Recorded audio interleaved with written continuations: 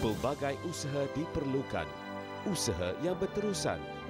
Bukan sahaja atlet dan semua pihak berkaitan seperti jurulatih dan persatuan sukan untuk mencipta kegemilangan di tamasya terbesar dunia seperti Olimpik.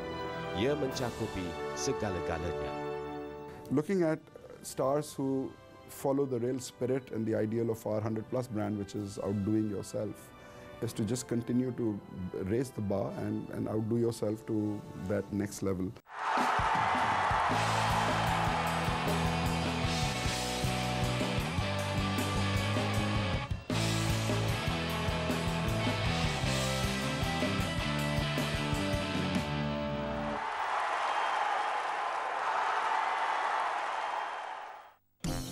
Tujuh acara sukan dipilih dalam program Jejak ke London 2012 dan dua daripadanya menemui kegagalan awal.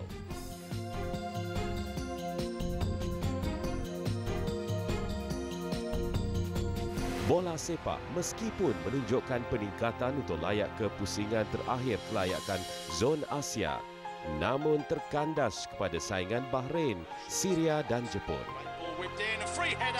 And that is where it's all gone wrong.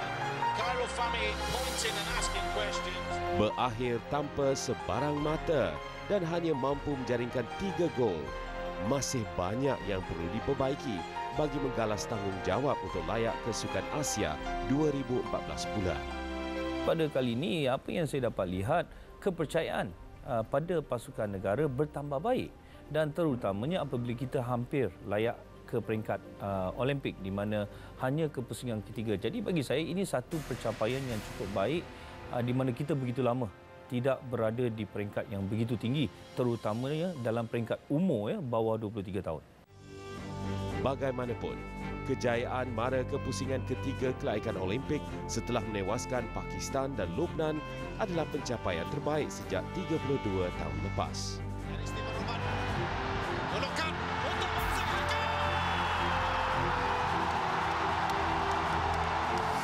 Kita perlu melihat lebih jauh, terutamanya ke peringkat Asia dahulu. Dan cabaran utama bagi pemain-pemain ini adalah pusingan kelaikan yang akan datang, di mana rata-rata pemain bawah 23 tahun masih lagi boleh beraksi. Jadi ini merupakan satu test yang paling baik membuktikan sama ada kita berada di tahap yang betul ataupun kita perlu berusaha dengan lebih lagi. Sementara itu, sukan tradisi hoki secara khususnya terkeluar daripada perebutan ke Sukan Olimpik. Malaysia gagal melepasi musuh tradisi Korea Selatan dan tuan rumah Ireland. Hanya satu tiket Olimpik yang menjadi rebutan di kalangan 6 pasukan yang bertanding di Dublin, Ireland Mac lalu. Malaysia seperti dijangka mengatasi Chile, Rusia dan Ukraine dalam 3 perlawanan awal.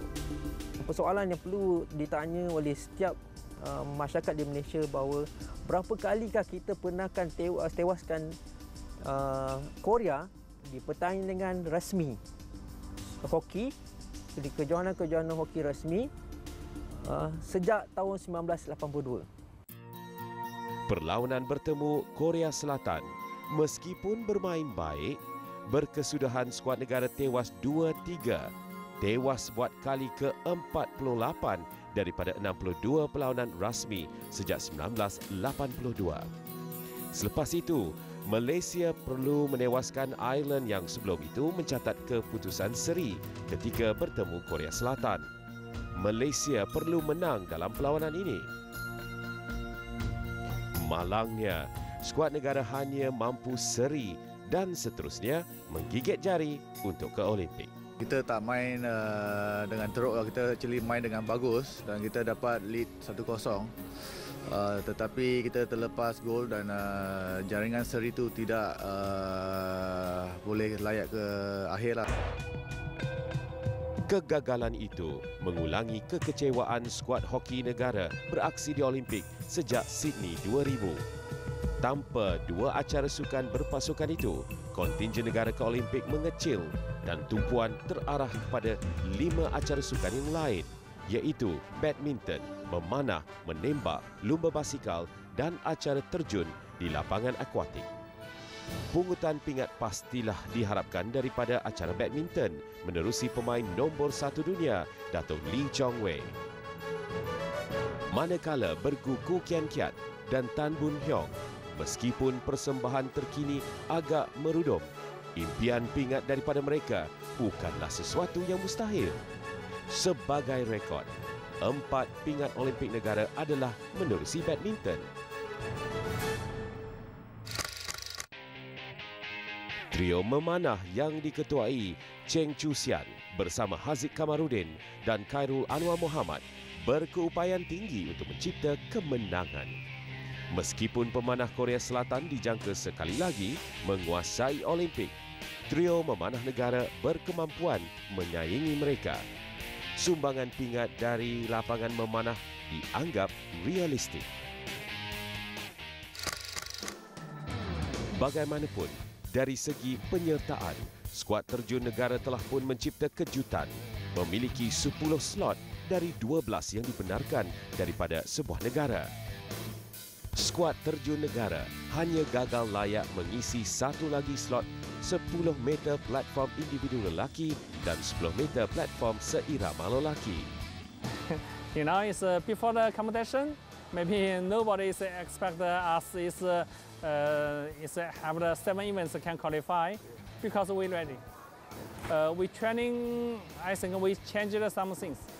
We one step is want to qualify. So we did. Yeah, we did. Setakat ini, hanya 3 negara yang memiliki kesemua 12 kuota, iaitu China, Great Britain dan Ukraine.